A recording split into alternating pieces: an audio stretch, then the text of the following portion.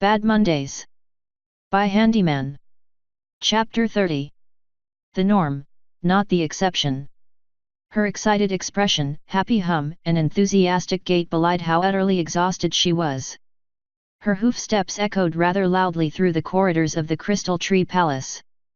Normally this annoyed her, reminding her of how the place was unnecessarily big for her. Oh sure, it was useful on the busier days.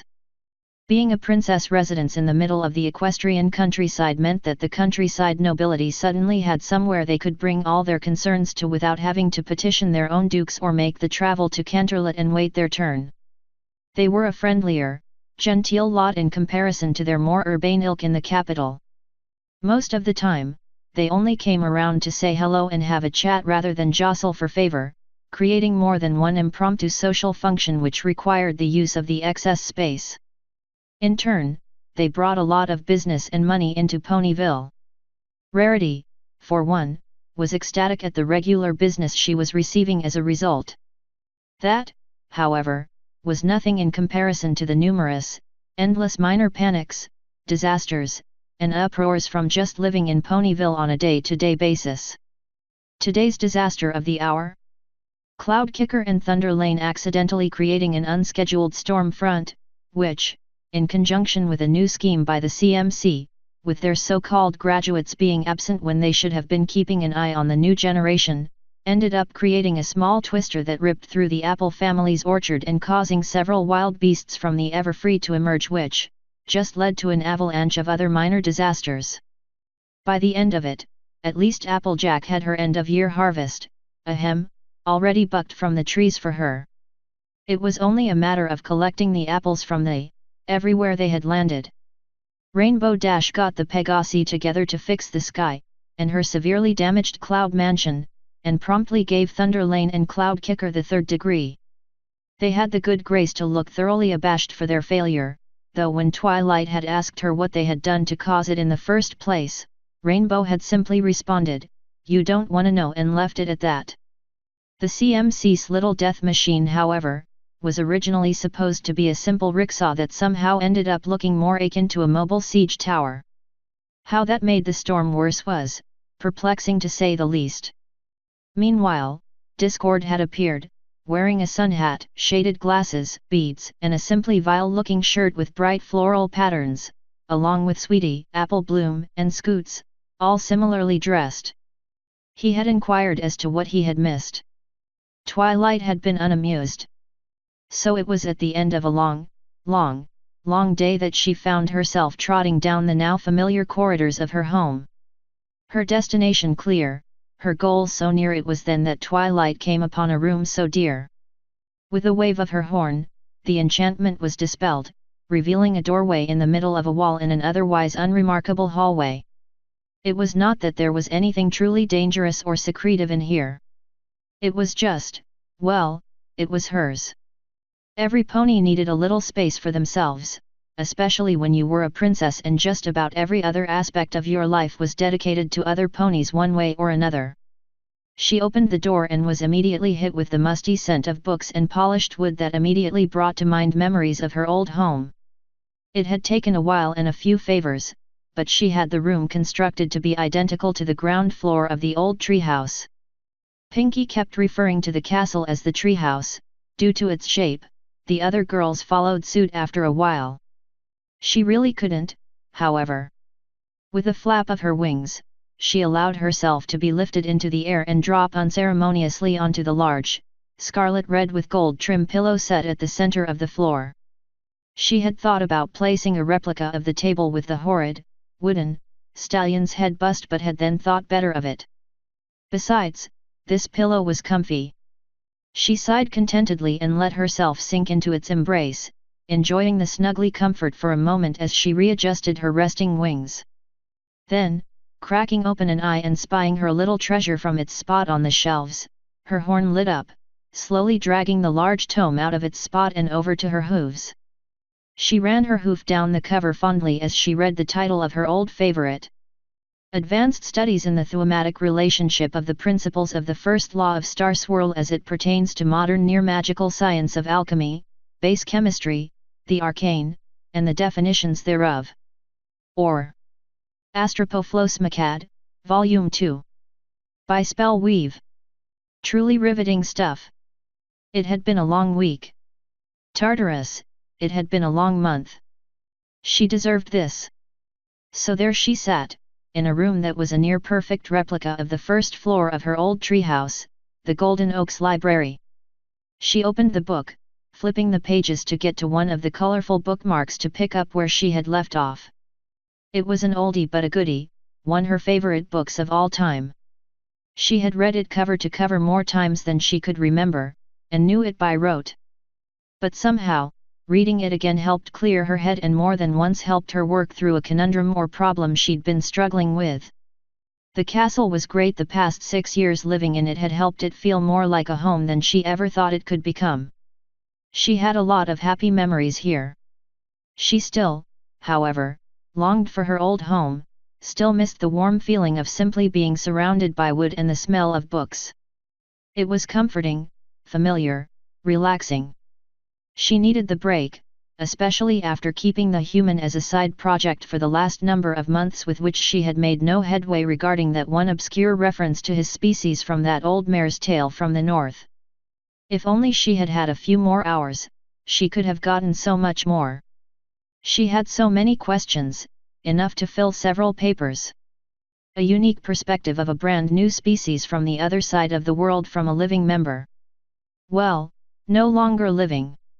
She had received the news early when Celestia sent her a letter and she wasn't exactly sure how to take it. Sad, of course she'd be sad at the death of Enipone. Who wouldn't?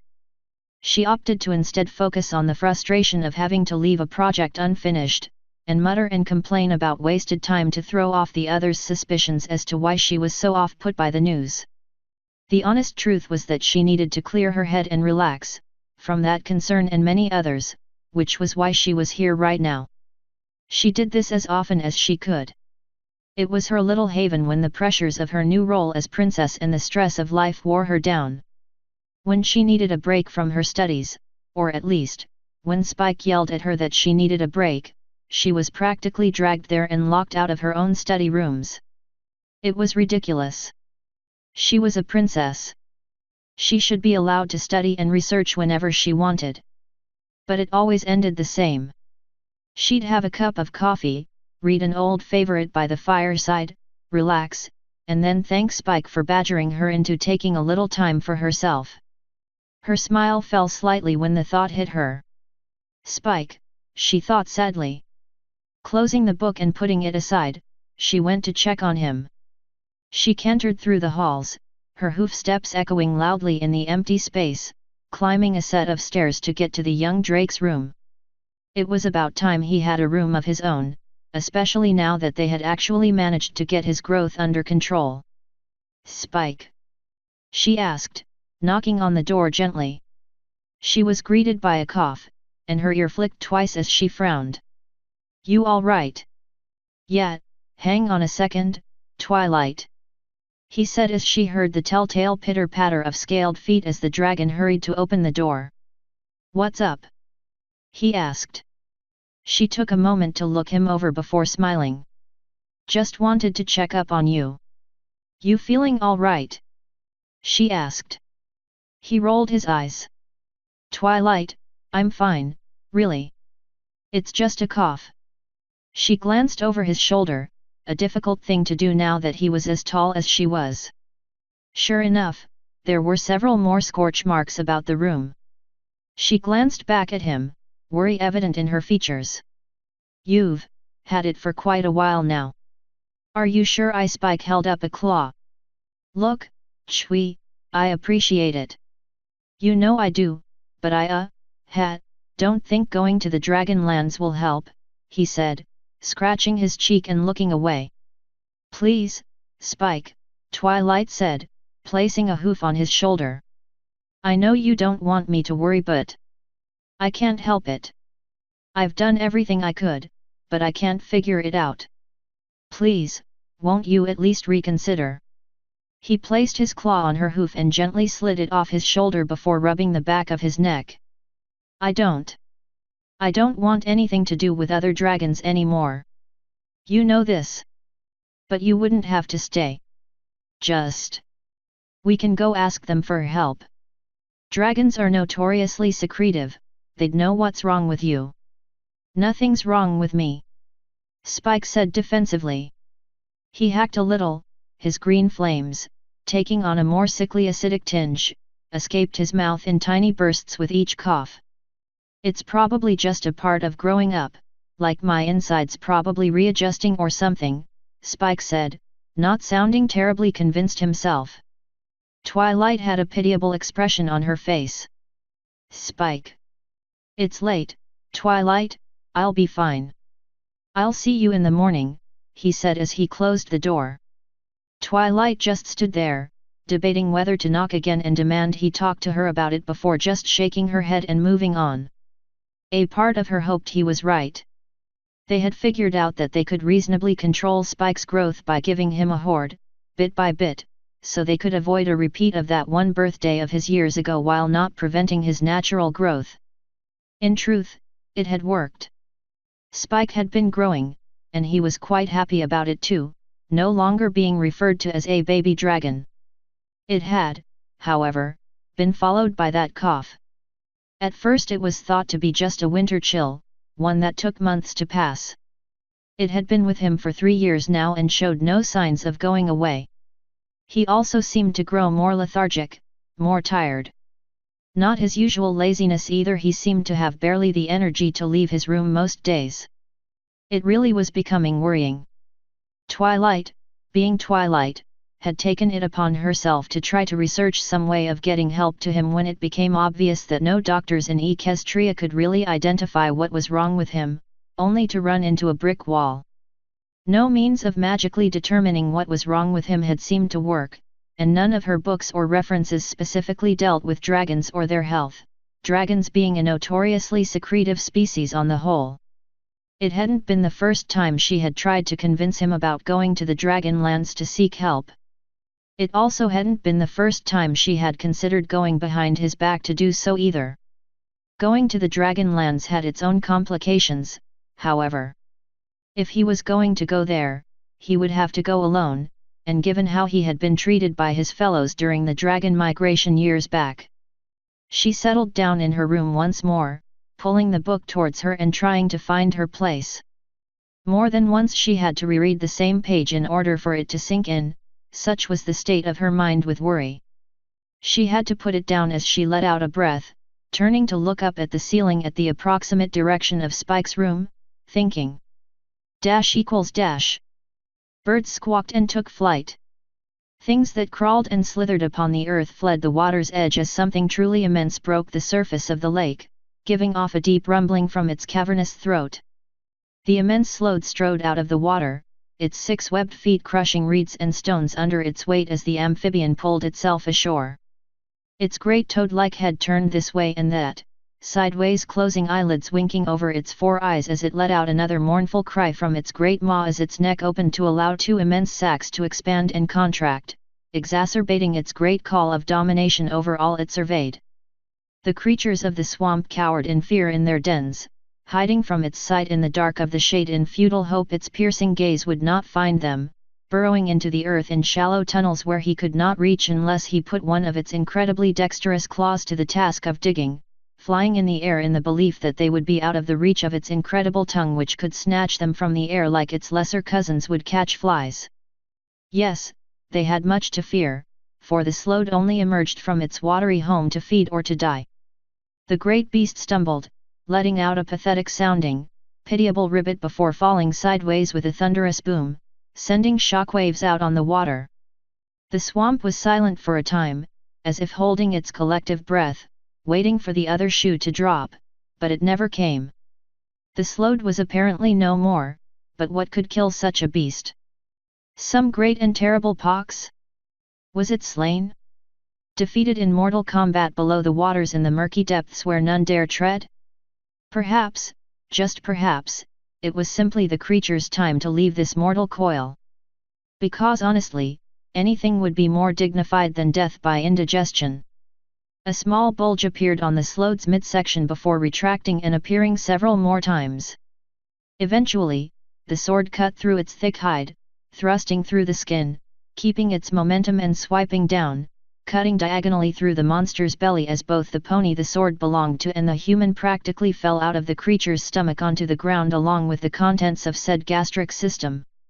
Handy gasped for air, greedily taking oxygen into his lungs as he began wiping off the slime, blood and stomach contents from his chain mail, trying very hard not to think about what he was covered in. Jacques' cloak was ruined, but the sword's pony didn't seem to be concerned with that, hunched over, retching, coughing and sputtering as he was. That was, certainly something. Handy breathed in as much as he dared. Something? Je vais vous montrer quelque chose, vous inculte, singuliers. We got swallowed whole by that crepogene putain. Jacques shouted, gesticulating wildly with his sword strapped to a forehoof. I should never have agreed to help you fish. Well, I'm sorry if I can't just lower my head to the ground and eat grass like the rest of you. Handy shot back, getting unsteadily to his feet. Some of us actually need meat in our diets. Jacques brought a hoof to his barrel. Handy did not notice as he continued ranting. See this hammer here? Yeah, good fucking luck hunting with that, and not one of thou knowst how to make a trap, and even if thou didst, the closest thing I have to a skinning knife is this useless little sliver of metal here. He said, drawing his dagger. Sure would be fun times back at camp if I went to town on a carcass with this little thing, Peas, pity, Jacques groaned. His stomach could be heard churning as he stuck a hoof to his mouth. And how was I supposed to know there would have been a super frog waiting by the water's edge to swallow us up? Now I don't even want any food. Seeing the inside of a stomach, gug, I think my mouth was open and everything when it couldn't be held back any longer, the memory of the inside of the stomach finally doing the trick and caused the stallion to spill his guts out all over the human's legs. Handy just stood there in shock and disgust. As Jacques finished up, the pony walked off miserably, knees shaking. Handy just looked down at his feet. Great, he said, now covered in even more stomach contents, the smell of bile threatening to conspire together with his own nausea and cause him to vacate his stomach as well. He turned away, hands on his sides as he sighed heavily. Looked like neither of them would be having dinner today. Just great. ===. It had been a few days since they had arrived in the forest, and food was becoming a problem. Whirlwind was a godsend when it came to finding berries and safe plants to eat, as grass, apparently, was tasty but not that filling. Handy had to take their word for it, having taken to eating the occasional fish they actually managed to snag. He was surprised to learn that it was not that they could not eat meat, but that they did not. Jacques took particular offense to the idea, claiming he was neither Hainosian nor Concordian and that a civilized pony never ate meat. Which seemed to imply the ponies of those lands ate meat at least semi-regularly. All very interesting, but it didn't change the fact that food was still hard to come by right now. However, by day 3 of wandering around, it became clear that there was another problem in their midst that simply could not be ignored any longer. A veritable elephant in the room as it were.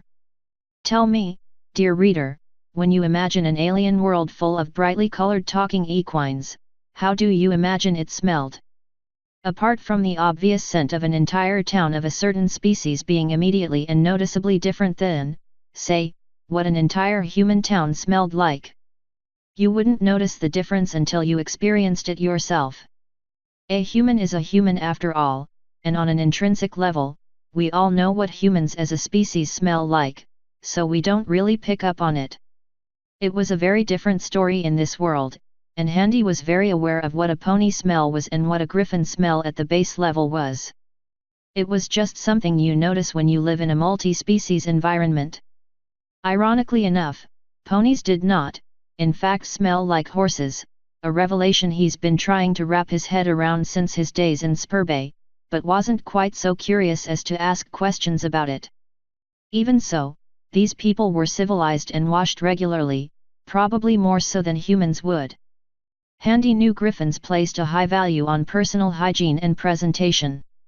So the base smell was often heavily covered up by any number of pleasant scents, with the exception of villages where indoor plumbing and body wash lotions were a luxury, or poorer parts of cities where you were most likely to find people who simply didn't give enough of a shit for regular washing.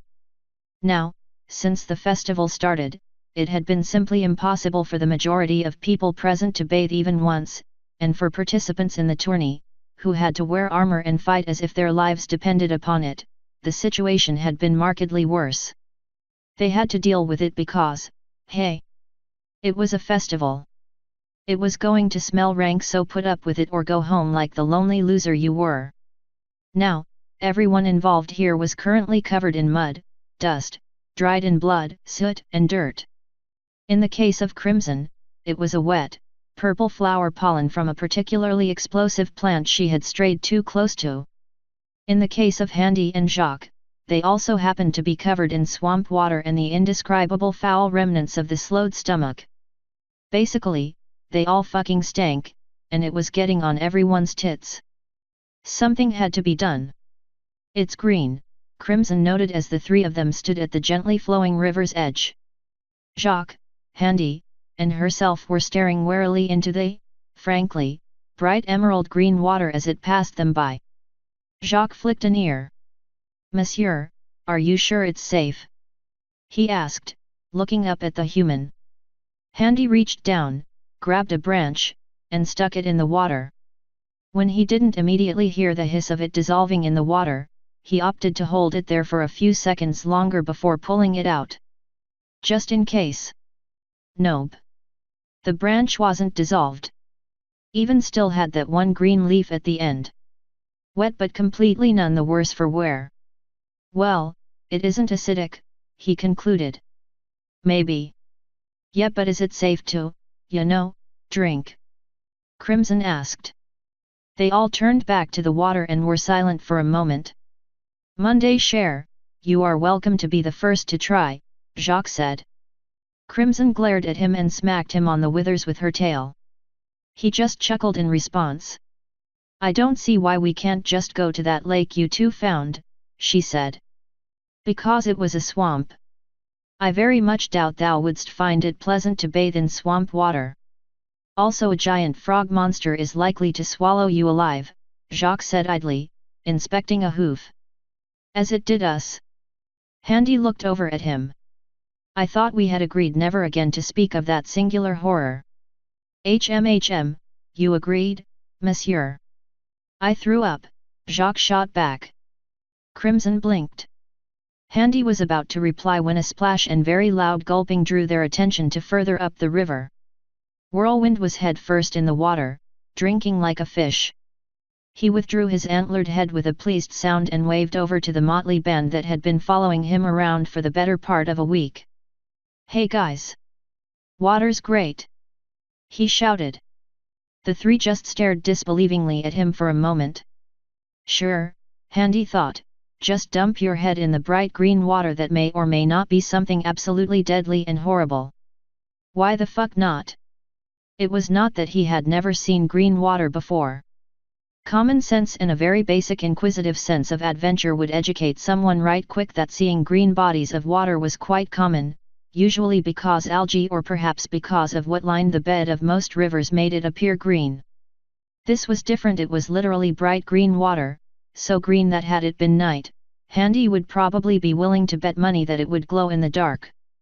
When it became clear the deer wasn't going to die or have his face melt off, they decided the river would do for now, drinking their fill before taking turns washing up. Handy volunteered to go last so nobody would have a reason to approach the river while he was in it. Camp wasn't too far away, as none of them were particularly keen on wandering too far away from Whirlwind and whatever it was he was doing to protect them from the forest's predations. As a result, they each took their sweet time. Crimson alone took 2 hours as they waited for her to return. Handy didn't know much about how changeling magic worked, but for all intents and purposes, that fur coat of hers was real. Therefore, so too were the realities of it clumping together and matting. Whatever that pollen was certainly had caused that to happen. It was approaching evening when it was his turn. While he wasted no time leaving the group to their discussions and headed towards the river, he actually hesitated before actually going into it. It was not as if he had never swam in rivers before. He had an awesome childhood like that. Hell, it was not that he had not bathed out in the middle of nowhere before, having fond memories of that spring he found out in the Badlands. It was just this forest. Looking around, the forest was alive with sound, the low buzz of insects, the drone of distant animal calls, the rustle of tree branches and the crack of twigs underfoot, the birdsong that filled the air with music. A difference of ambience so stark it was almost frightening in and of itself. The idea of stripping to his skivvies, leaving his armor aside and willfully wading into a river in a place like this made him more than a little nervous. Which was understandable, for God only knew what could pop out of the woods at any moment after all, or the river itself for that matter. Once he had worked up the nerve and decided to take his war hammer into the water for good measure, he sucked it up and got to work removing his armor. Have you ever worn armor? Most of you probably haven't in any context, but needless to say it was a laborious process getting it on and off. There was a practical reason, after all, knights had servants do it for them, as it made it so much easier and faster. Not that Handy wasn't practiced in getting his own gear on and off or anything. While he was generally of the opinion that having servants was the tits, he did not care for the idea of people getting into his personal space like that, so he got used to armoring himself. This didn't make him any faster at it, so it took him nearly a full half hour to get it all off, the rents and tears in his cuirass making things difficult. With that done, next came his clothes and undergarments, which he was significantly more circumspect in removing. Also, he noticed, the water was fucking cold. Leaning over the water's edge, he grimaced. He was actively contemplating the possibility of just saying fuck it and deal with being filthy until he got back to civilization, until the expensive brick decided to give him a little push. At the highest possible volume and then some. Startled, Handy jumped, tried, and failed to regain his balance and promptly fell bodily into the freezing cold water. Spluttering curses as he broke the water again, he glared incredulously at his carrying bag and pouches on his pile of armor where the brick was stored. When Handy was done swearing bloody revenge on the inanimate object, he pulled himself from the water. Well, nothing for it now. He was already wet, might as well finish the job. He gathered his gear and went further upriver, looking for anywhere that would give him some additional privacy. He found a hill on the inside of a bend in the river, creating an overhang of earth above the water. He smiled. That'll do for now. No one will be able to spot me without coming into my line of sight from there. And with that decided, it was all business. Slowly, methodically, he began cleaning, starting first with his clothes, using smooth stones to help rub the worst of the filth off using the water while minimizing fraying before allowing them to dry on low-hanging branches of a nearby, much smaller tree. Next came his armor, plate by plate, link by link in his chain mail, using the remaining rags from the tournament arena to get the grime off of it. It was a long process as he began airing out and washing the inner padding of the armor, which itself was also in need of repair as much as the steel exterior. It felt good, peaceful even, and his mind wandered as he worked. It was some time later that he realized he was staring at his own reflection in the river. Despite the constantly disturbed water, he could see himself clearly. He looked filthy. His face seemed different, thinner than it had once been perhaps, a testament to weight loss less from dedication and more from a shock to his system and general stress since coming to this world. His grey-blue eyes had deep, dark rings about them, as if he had not slept in a week. And truly sleep had not come easy most nights. His hair was slightly overgrown and in need of attention, matted and dirted as it was, his brown goatee and mustache marred by a growing stubble, making his face seem all the dirtier. He looked haunted, honestly. He splashed his face a number of times, letting the repeated shock of cold water waken his senses as he washed his face.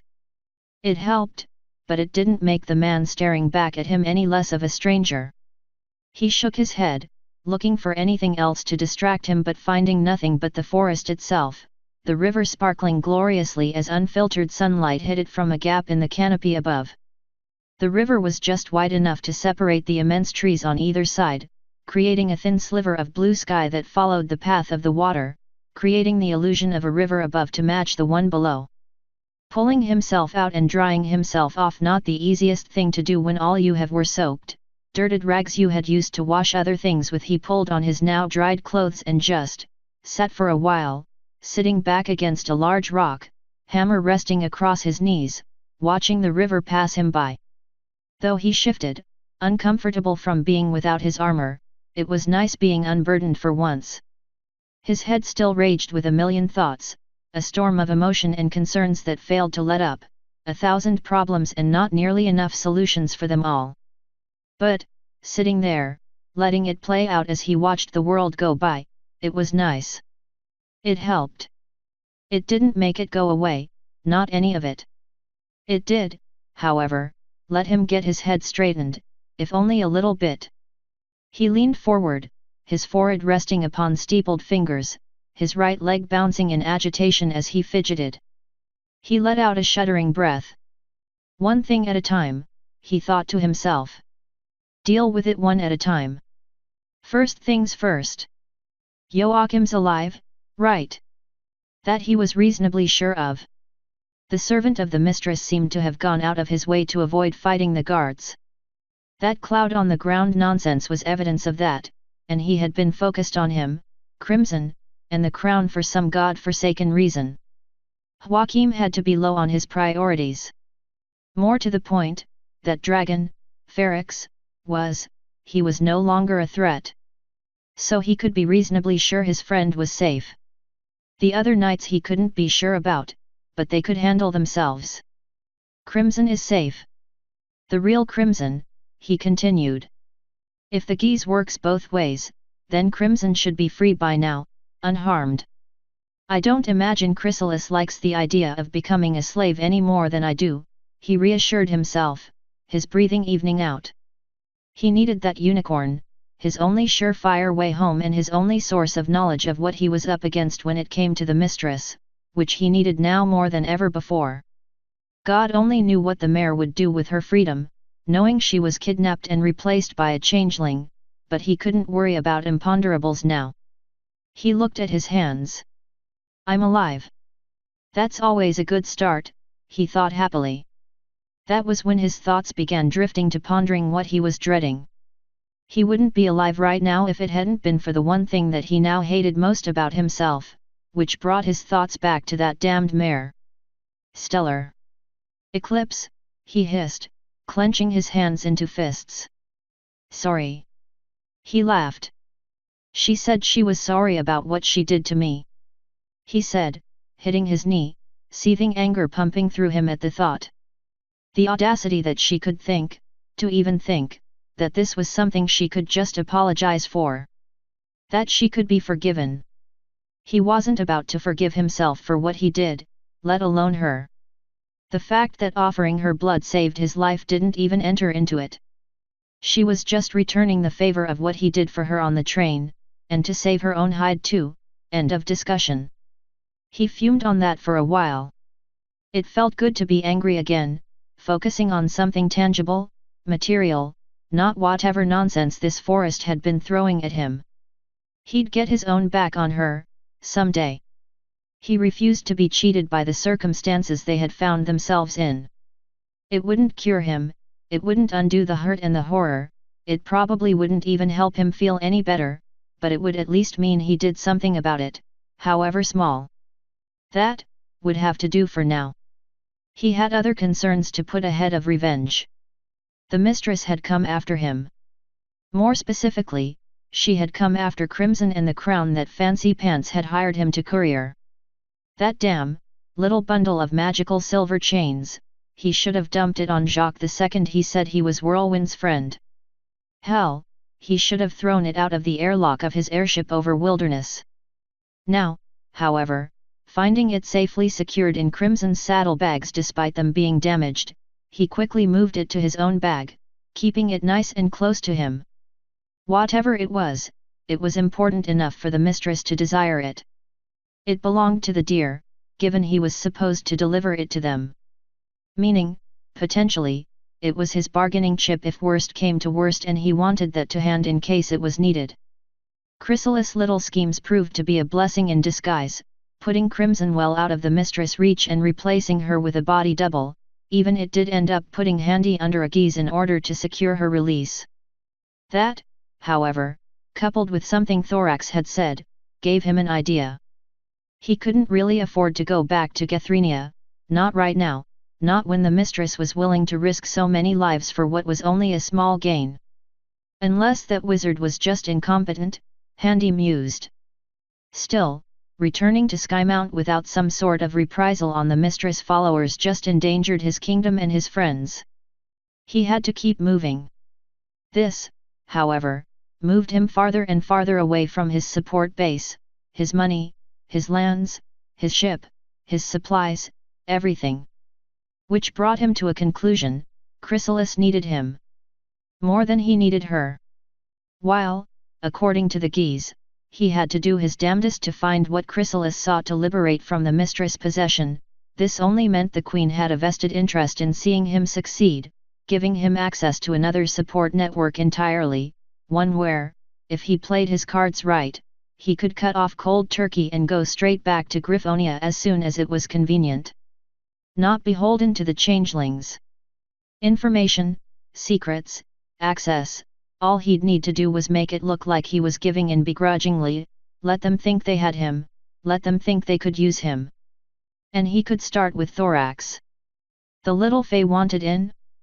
Fine, he'd let her in. Let her think she had her hooves in him, and between her and the Queen, he could have the changelings do exactly what he wanted in order to get where he wanted, using what he learned about them to hold them hostage should they dare threaten him or his own again.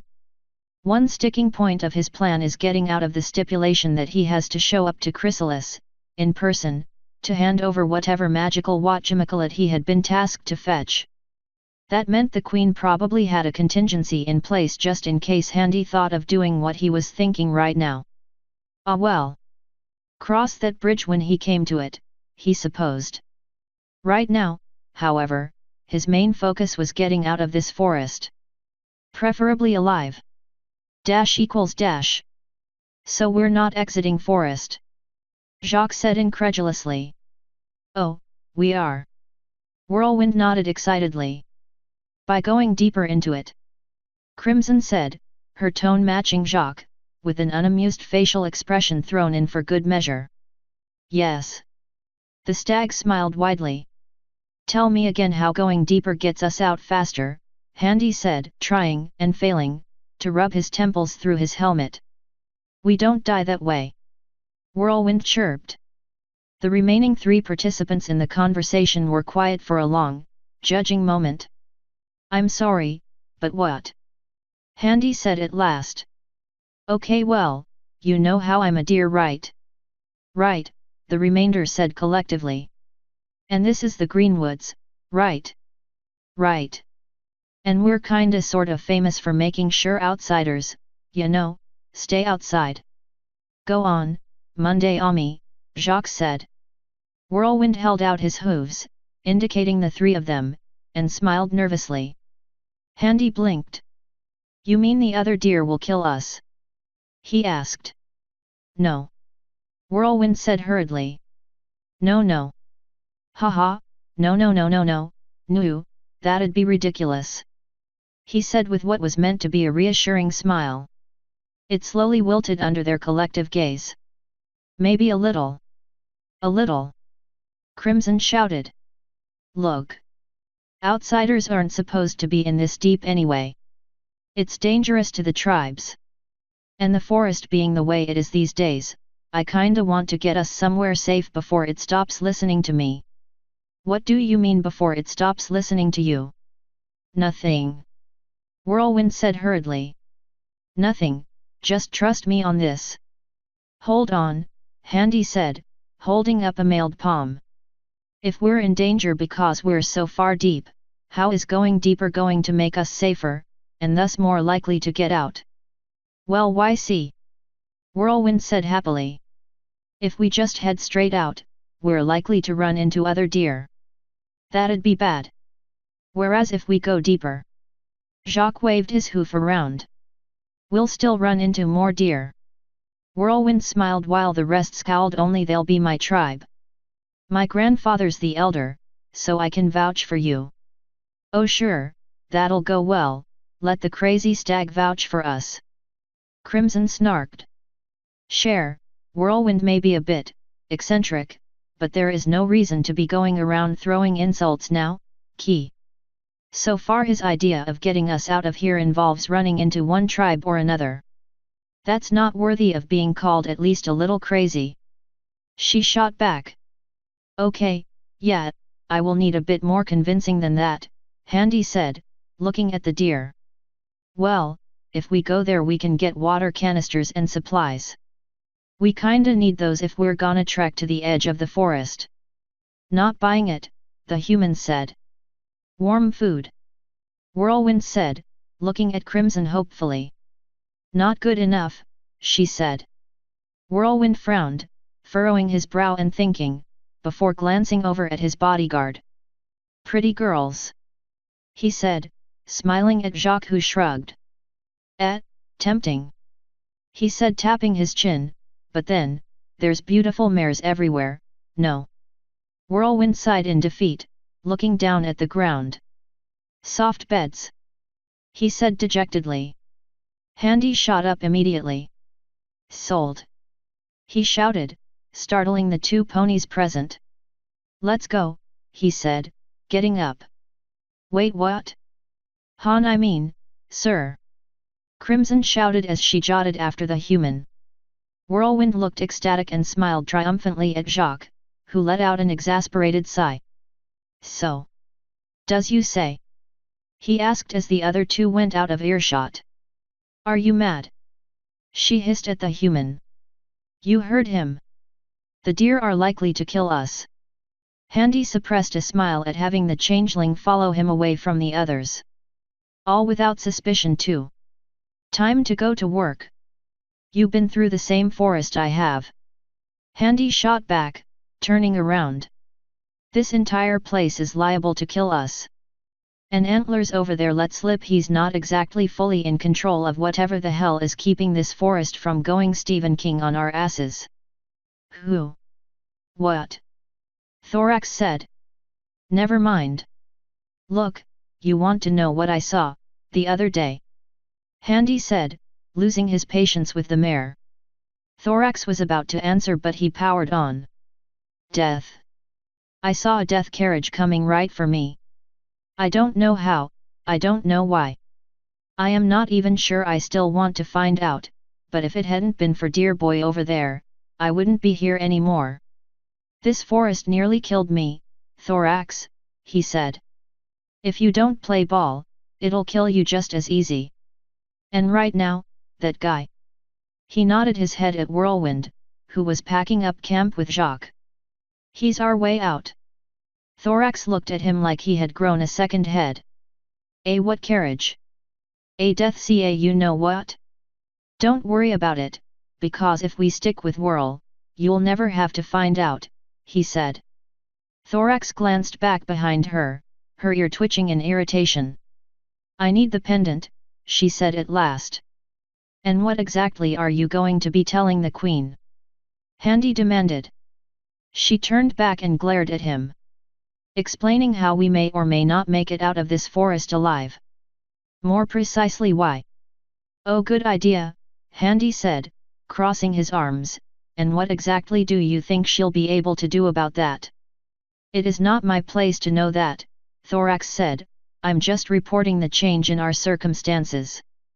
Then that report can wait, because depending on how our meeting with Whirlwind's people go, I have a feeling our circumstances will continue to change drastically. All the more reason to keep her up to date. Thorax hissed. I haven't told her anything in nearly 4 days now. She can wait, Handy said. Thorax clenched her jaw. We made a deal, human. It was made under the assumption you would let me at least talk to her. And that I'd control when you would, Handy said. I remember very well, Thorax. And when, Pray tell, she said very carefully, will I be able to do that? Handy crouched so that they were at least eye level. When I can be sure those two won't be anywhere nearby, he said, and certainly not if we're going to be running into more deer. He pointed to her. I am not about to lose their trust because my servant is acting weird and talking to a glowing pendant. That's one line of inquiry I'd rather avoid. So? I'm a unicorn mage after all. Ponies like me do weird things all the time. And they're a magically apt unicorn sorts pony with an enchanted sword and a stag capable of telling an ensorcelled forest to shut up and sit down in a given area. Handy deadpanned. I think they'd be able to tell something was up. Thorax held her gaze with the human. Her ear twitched once, then again before turning around, looking back at the other pair through the obscuring bushes. She sighed. Right, she said at last. Before Handy could stand back up, her hoof shot up and pressed down on his shoulder. But, she continued despite Handy automatically shoving her hoof off of him, you need to hold up your end of the deal. Tell me what's going on. What the Tartarus it was that you really saw? She demanded. Handy made a show of thinking about it, looking down at the ground.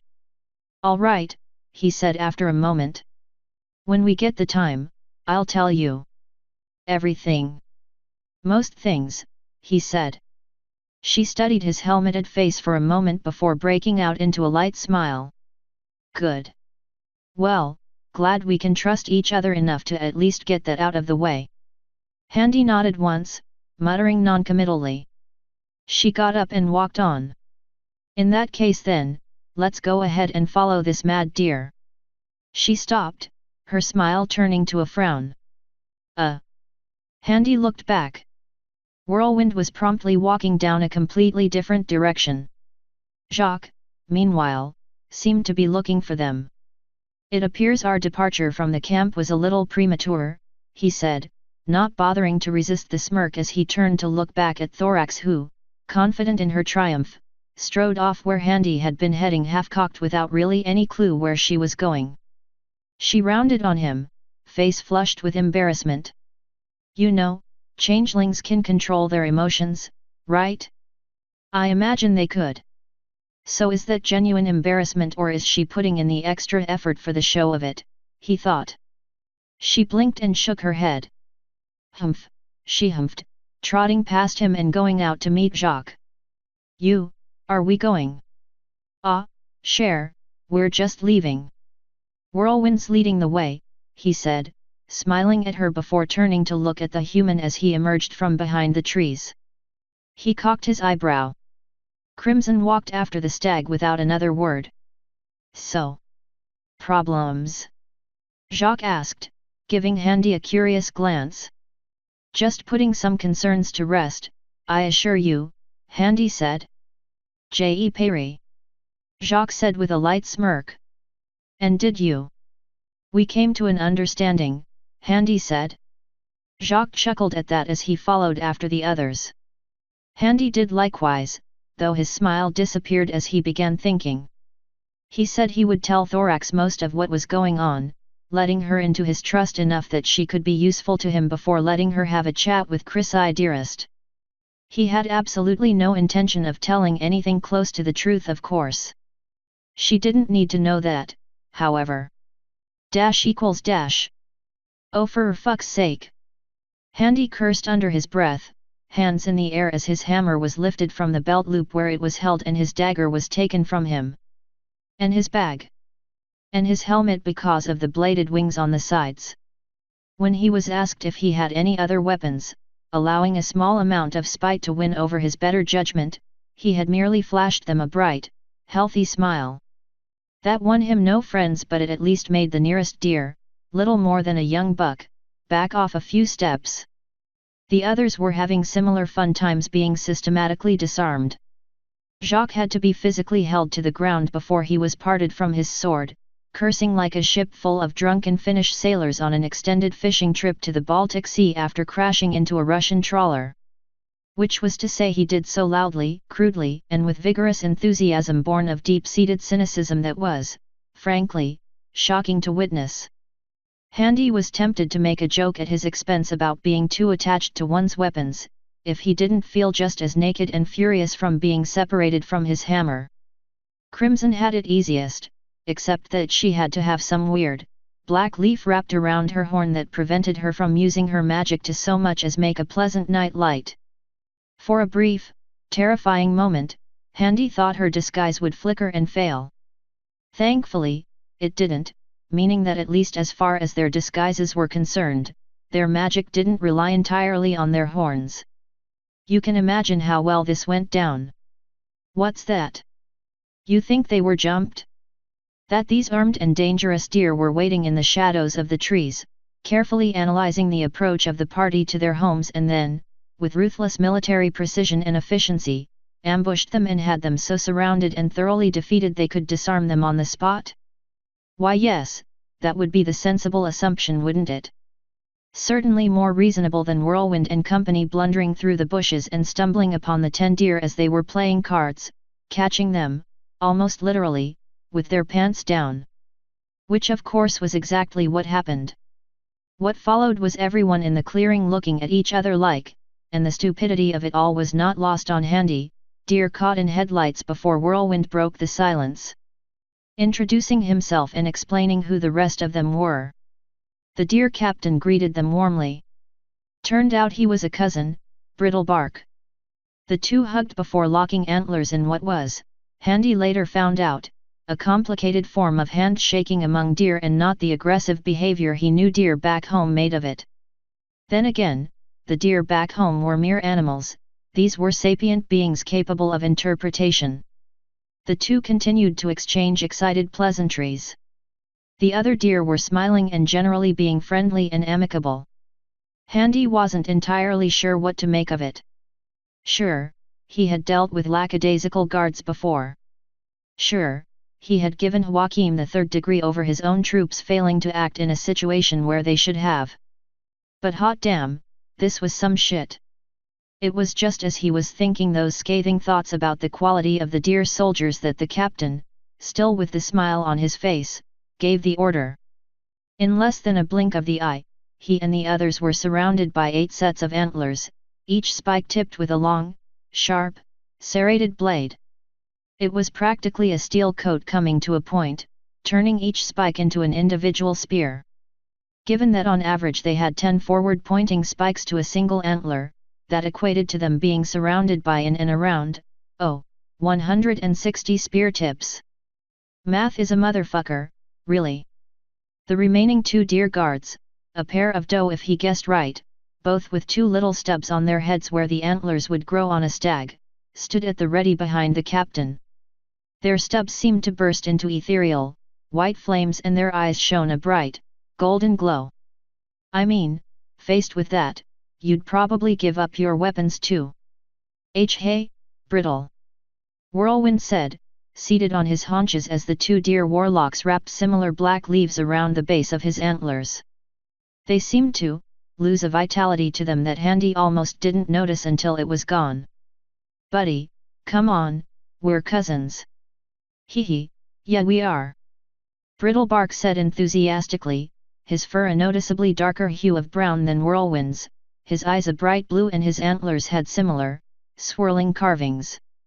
He had a blue, woad marking coming from the scruff of his chest under his armor, snaking up his neck over his left cheek, and encompassing the entirety of the area around his left eye.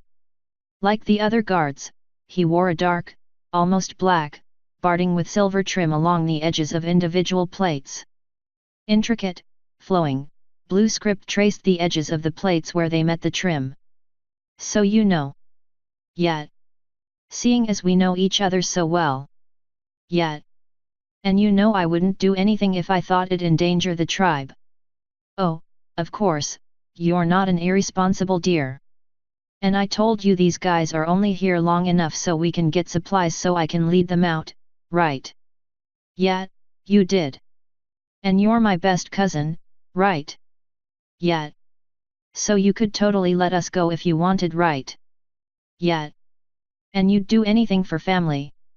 Yeah. So how's about you don't arrest us and let me go talk to Gramps and sort all this out? Whirlwind asked. Progressively the two drew nearer over the back and forth, they were cheek to cheek as Whirlwind drew him into a one-legged hug, both of them wide-eyed with the biggest, stupidest smiles on their faces as if talking to each other was the most exciting fucking shit ever. Dear God, there's more than one of him, Handy thought. No. Brittlebark replied, still smiling brightly. Oh. Whirlwind's face fell. Dang. Yep, sorry, but you're all under arrest, chieftain's orders for trespassers, Brittlebark said, having the decency to smile apologetically as he shrugged his shoulders. Now see, that always bothered Handy. Ponies, griffins, and now deer, he'd seen them all shrug like that and it just seemed weird. Granted, no weirder than how they could move their limbs in directions they logically had no business bending or stretching to and do so with no discomfort.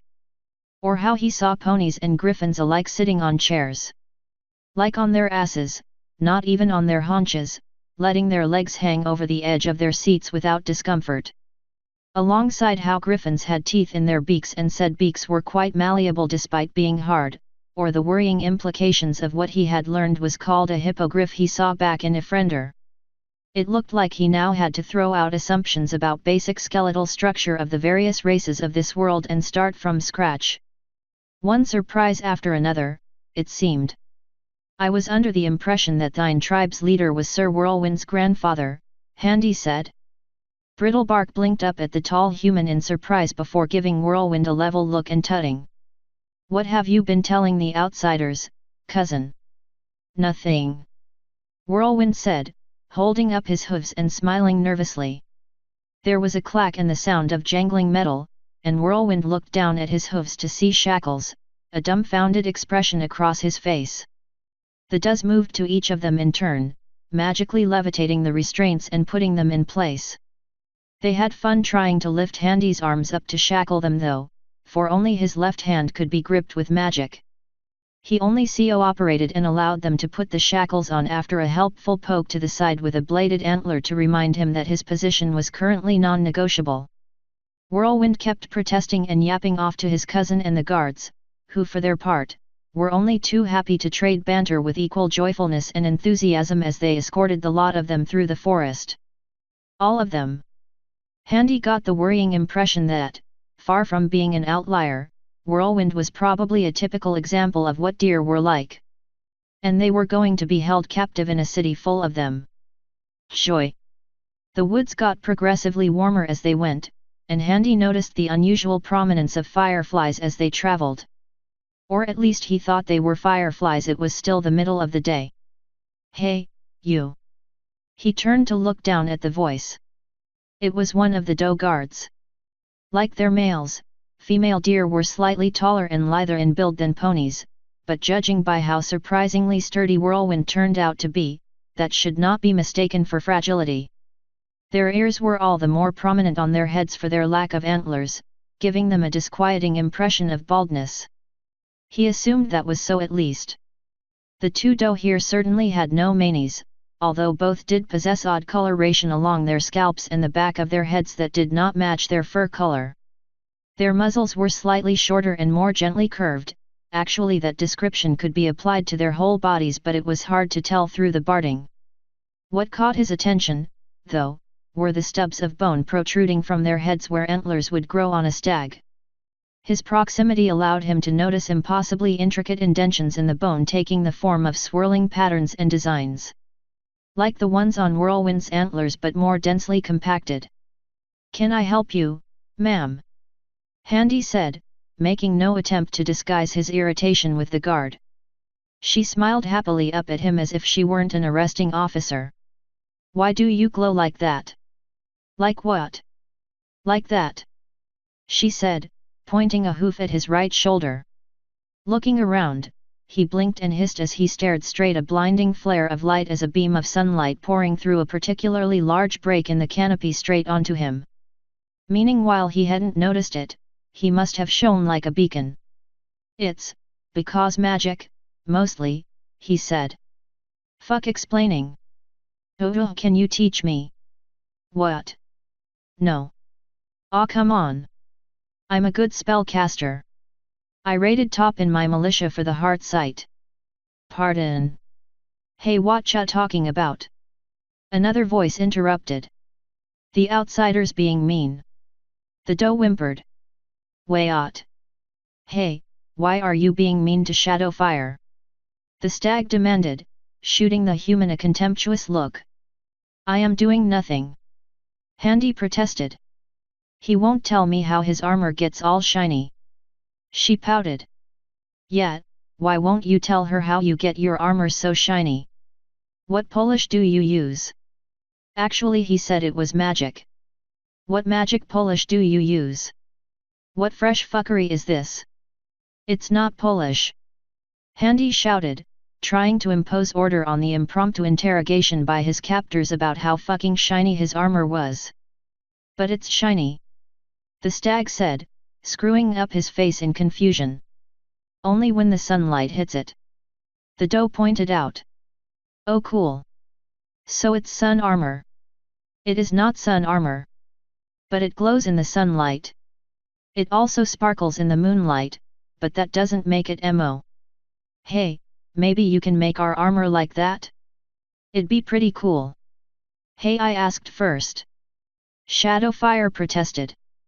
I'm just asking. The stag replied. Yeah well, wait your turn, Gust. She harumphed, turning her nose to the air. Handy snapped. I cannot believe this.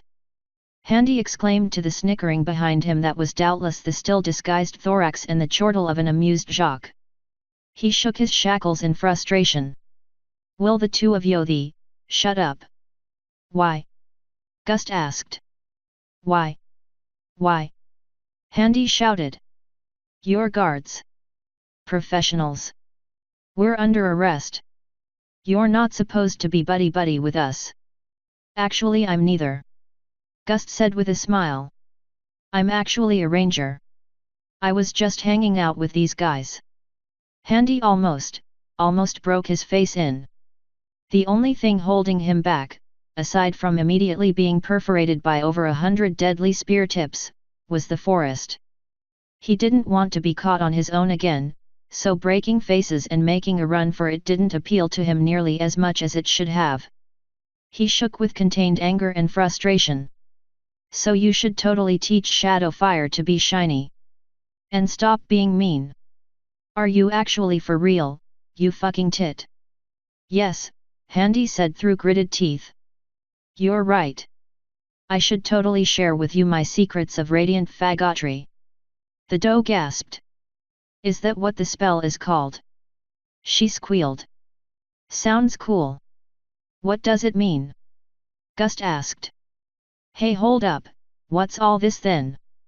A third interjected. Shadowfire and Gust are getting the human to teach them the art of radiant faggotry, the second doe answered, who apparently had been eavesdropping. Hey! I want to learn radiant faggotry too. Me too. Well, wait your turn, said the first doe, sticking her tongue out at the stag. I asked first. Ah, but you'll just keep the faggotry to yourself. Oh my Jesus! Handy couldn't press his hands into his face hard enough. So, sir, Crimson said, in her most perfect imitation of Crimson's disinterested monotone, still think this was our best possible option. Handy just groaned. Dash equals dash. He was out of breath, his clothes ruined and dirted as he galloped down the cobblestone streets of the city, weaving between carriages and wagons to avoid the press of the crowds on the hoof paths. Turning a corner, he ran into a poor courier pony gathering up news sheets for that evening's edition of the Herald, sending the sheets flying and landing in the dirty puddles by the curb. A candle lighter with his long light pole hurriedly jumped out of the way of the speeding stallion, dropping the pole and extinguishing the flame before he could light the candles in the glass street lamps. A mailed guard's mare with a feathered plume in her helm called out to him and gave chase when he refused to stop. He muttered under his breath with the last vestiges of his power as he turned into an alleyway. Not 5 steps down from where it met the street, a stone wall appeared, bursting from the ground. The guard's mare turned the corner and could not stop herself in time.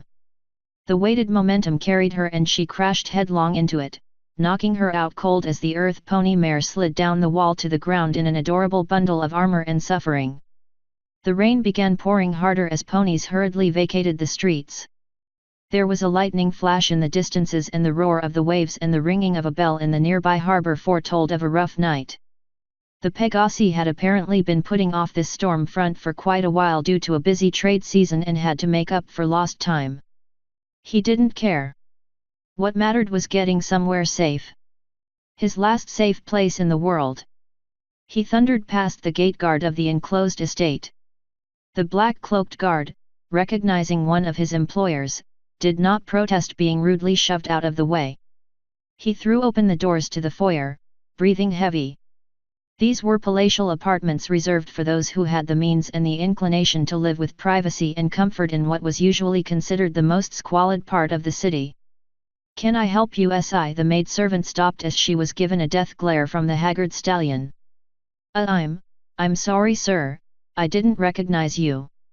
Has any pony been to the third floor today?" he asked. His voice was still that same, measured baritone. Straining between exhausted, wild, manic paranoia and fear, it was plainly evident to even the humble serving pony, that this was a pony on the edge of snapping. "And no sir, no pony has been to your apartments. I haven't even been allowed to clean it." "Then you just might still have a job by the end of tonight," he said harshly, sneering at the mare as he hurried up the polished wooden staircase, hooves splashing mud and water all across them as he left the frightened servant on the bottom floor. Doors and false columns embedded in the walls to evoke a classical aesthetic, mimicking the ancient Pegasi architecture of the lost cloud cities of Ayr and Downshire, rushed past him as he made his way to third floor. He let himself collide bodily with the door, his shoulders smarting as the hard oak wood refused to yield. He cursed, reaching into the folds of his ruined jacket with his muzzle, trying to find his key. Frustration overcame reasoned thought, and with an aggravated noise, he turned and bucked open the door. The wooden construction splintered as the door handle and the wood around it exploded inwards, unable to withstand the strength of an earth pony. He hurriedly made his way into the dark room that hadn't been touched in nearly a year.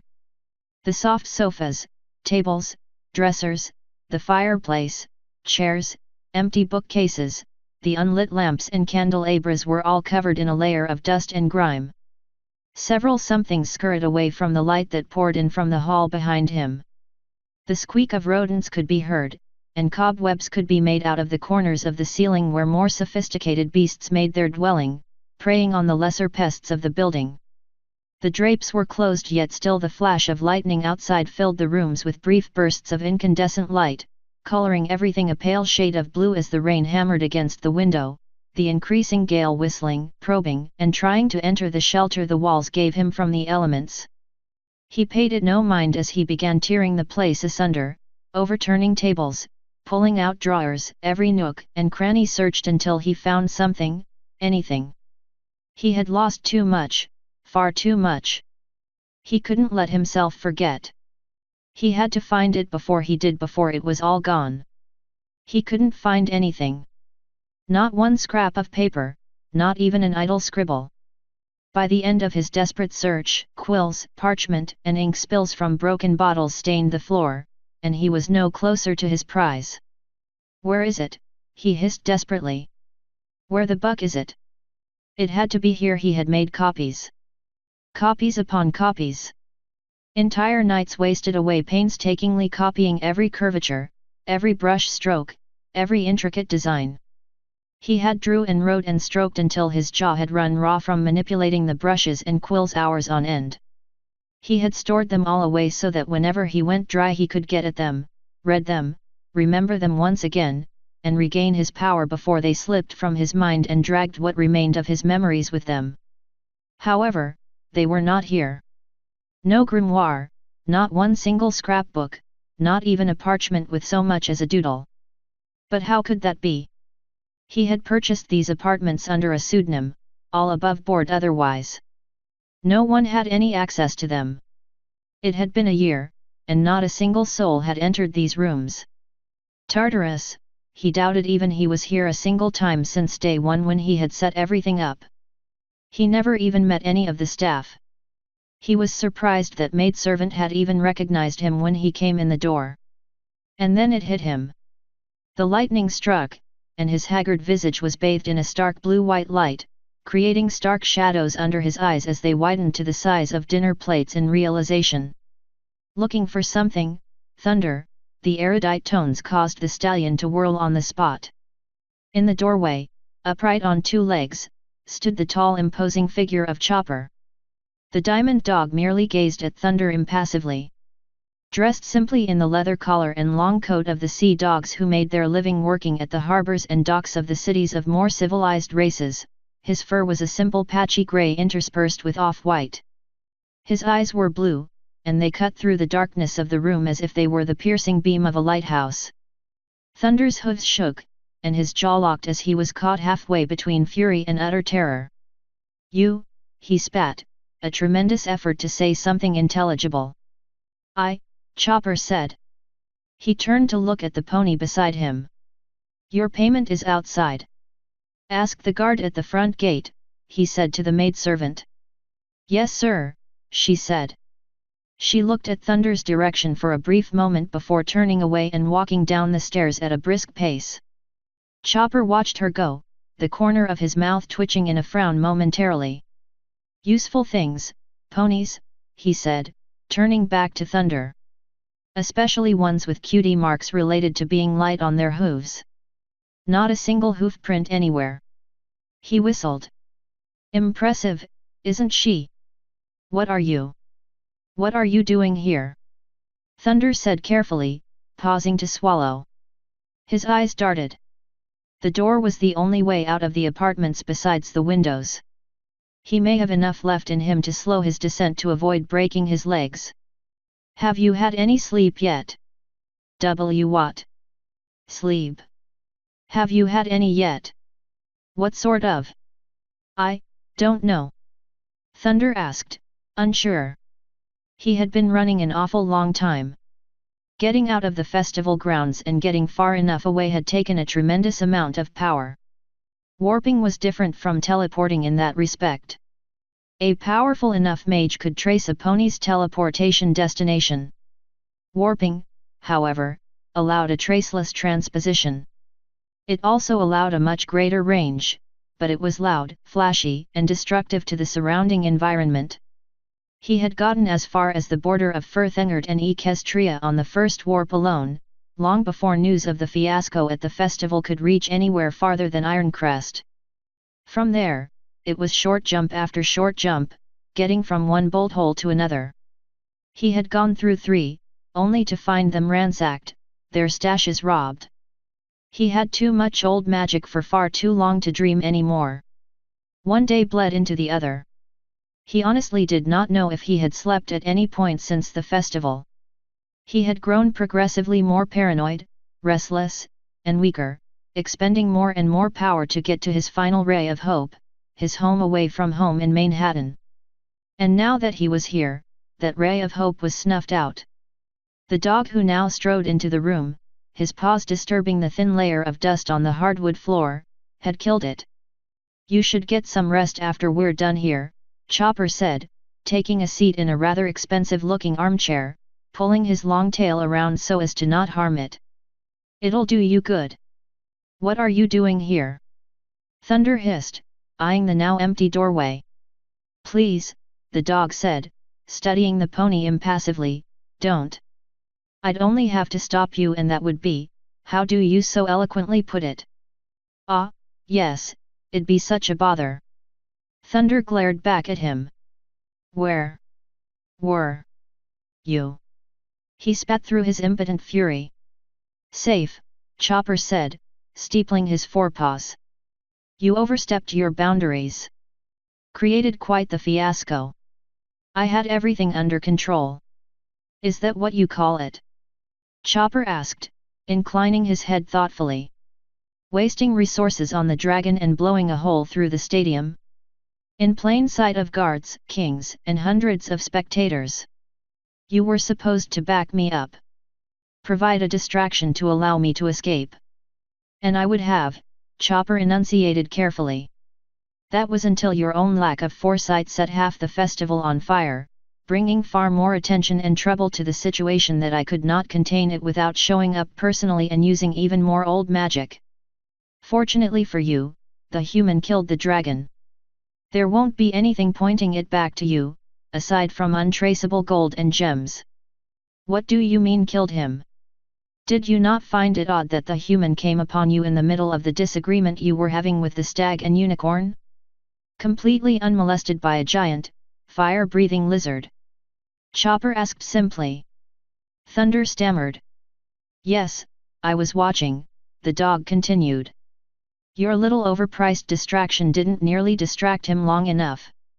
At least now we have a fair idea as to why crimson wasn't enough to bring him to heel. I saw him bleeding out on the ground. Apparently that proved more a nuisance than anything. Oh, and thank you for admitting to nearly killing the mistress prize. She'll be so glad to hear you care so little for her orders. You're one to talk. You bailed on the operation. Thunder shouted. Chopper held up a paw. Lower your voice. If you had have deployed your dogs like you were supposed to, neither of us would be in this mess. I said, lower your VO. And now, the human and the acolyte are dead, and the crown is lost. That damned deer ha! Shut up, Chopper said. His voice was barely louder than it was before but cut Thunder's rant short. My rear is plenty covered from her wrath, I assure you. Your flank, on the other hand, Chopper said, letting the thread hang. Thunder took a few steps back, bloodshot eyes darting around, trying to calculate escape routes. Is that why you're here? T2. No. If the mistress wanted you dead, we wouldn't be talking right now. What? But how? She doesn't give ponies second chances. No. She does not, Chopper said, remaining quiet for a moment after that.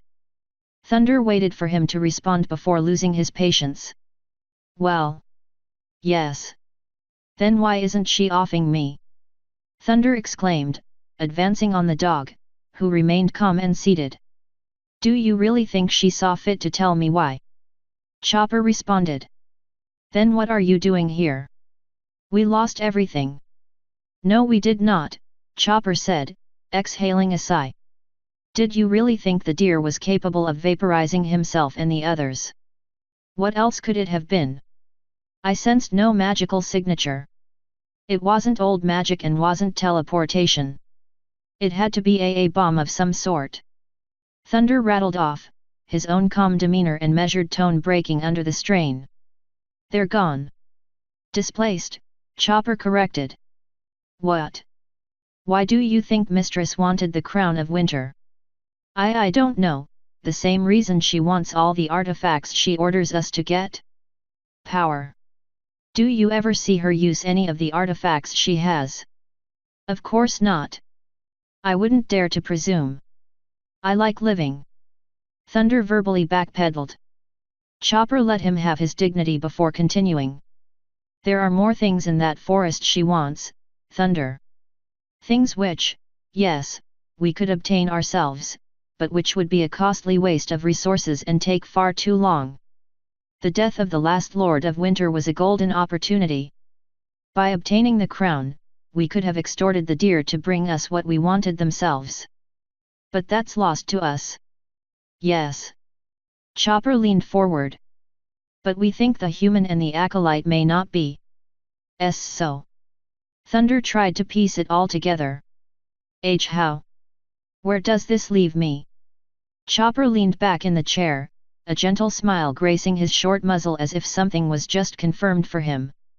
You will have another chance to bring them to her, Chopper said, raising a paw to stop the pony before he interrupted.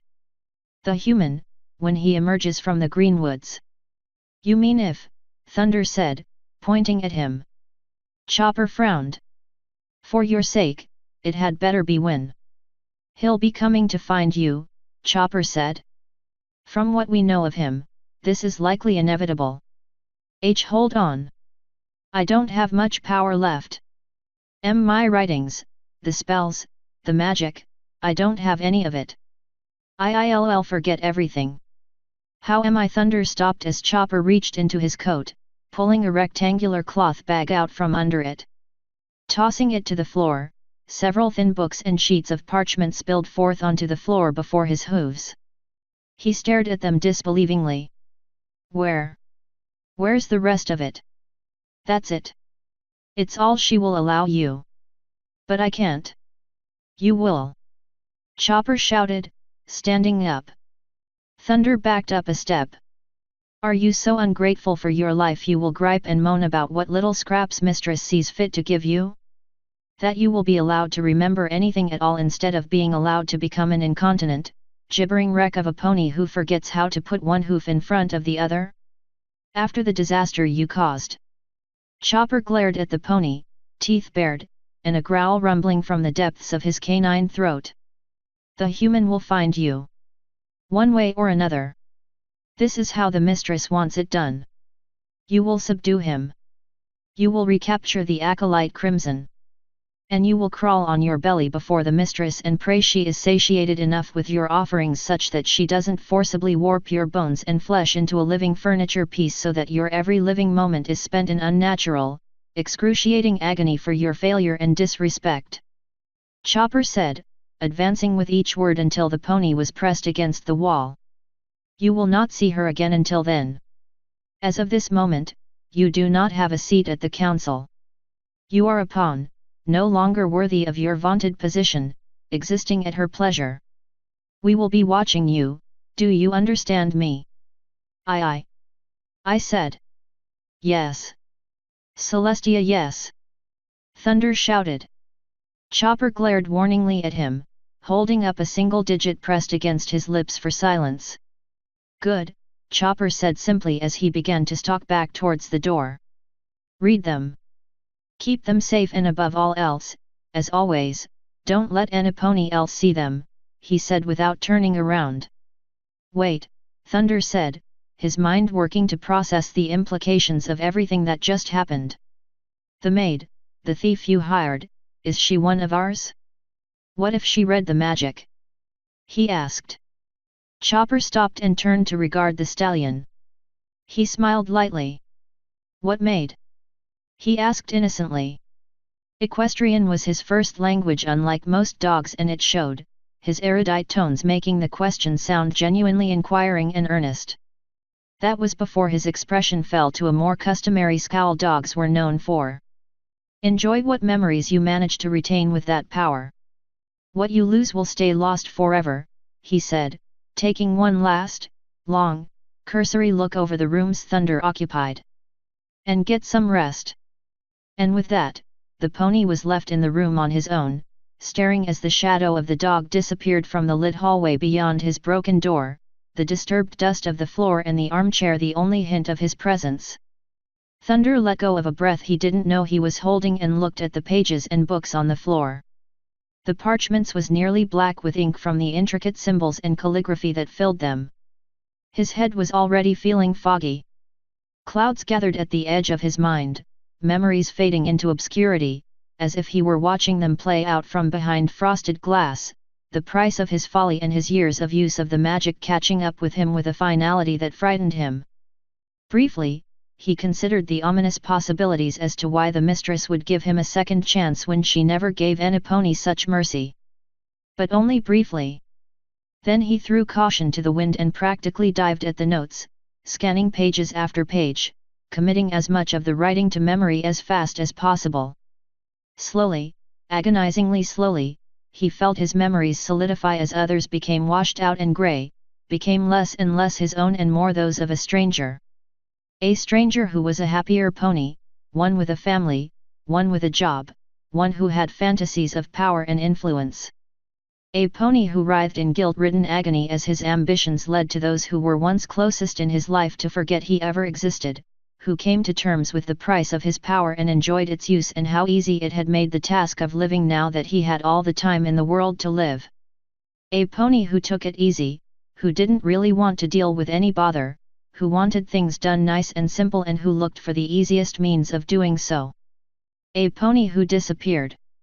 Thunder did not know this stranger, and like with all strangers, he slipped from his memory, for he was not worth remembering.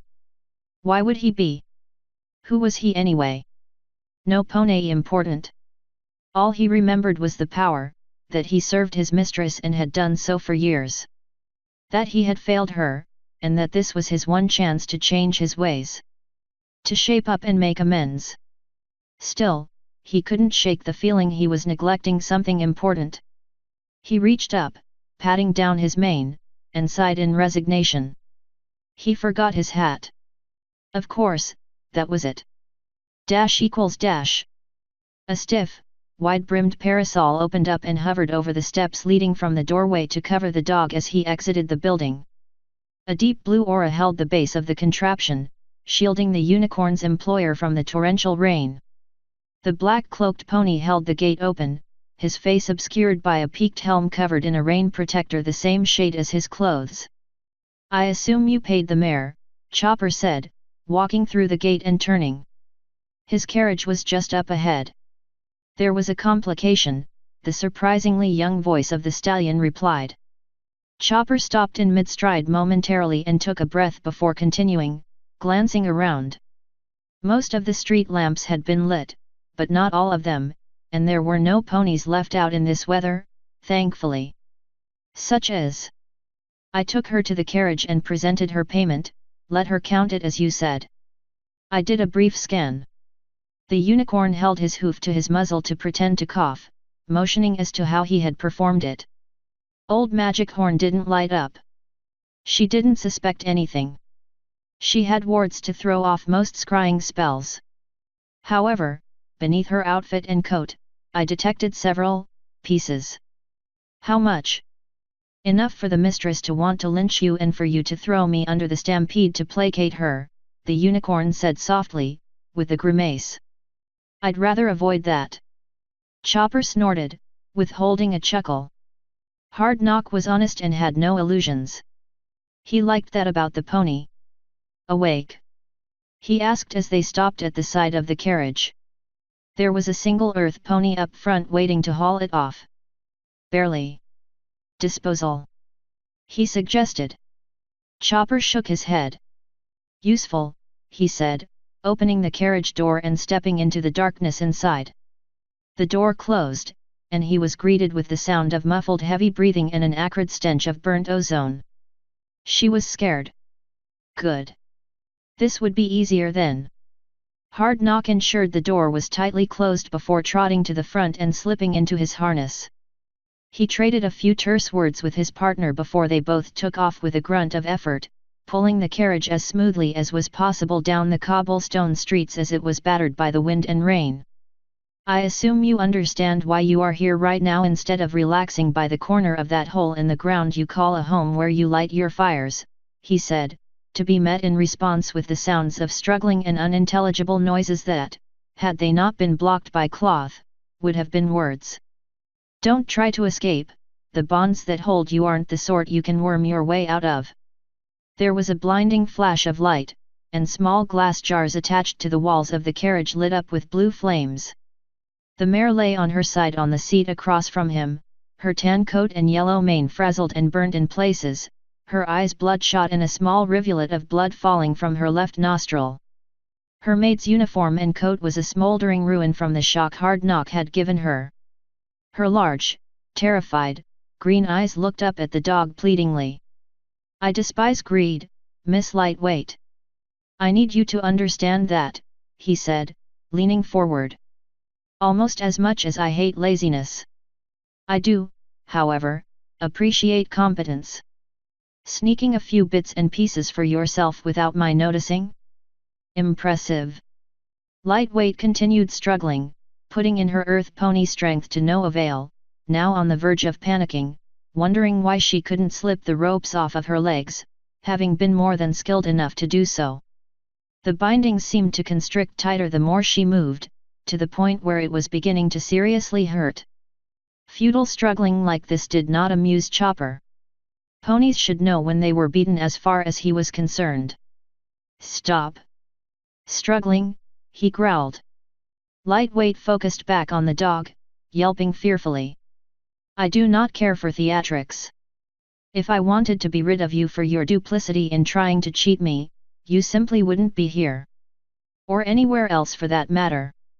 He paused. I am going to offer you an opportunity, Miss Lightweight. You can be a rich mare if you agree. If you should refuse. He trailed off, shrugging simply, giving her a wry smile. We have ways of making ponies disappear. His face fell into a scowl. Do you understand me? The pony just stared up at the dog in horror, comprehension dawning on her as the first tear streamed down her face. Chopper, satisfied, sat back. He brought his paw to his chin, rubbing it thoughtfully as he stared off into space, watching the city pass him by through the tinted glass windows of the carriage, letting the mare stew in her fear, imagining all the terrible things he could force her to agree to. How do you feel about a little trip to Canterlot? He asked. Author's note. Filler chapter is filler. Felt like we needed a break from the forest to have a look-see at what's going on in other parts of the world. It means extending this half of the arc where Handy is in the forest by another 2 chapters, but hey, we need a smooth transition for the mood change. We've been spending a mite too much time on the dark tag recently. Just needed a little grey first. Also, this chapter was initially titled Reasonable Concerns, but I changed it because it sounded like the header of a memo you get from your manager about your work performance. End author's note.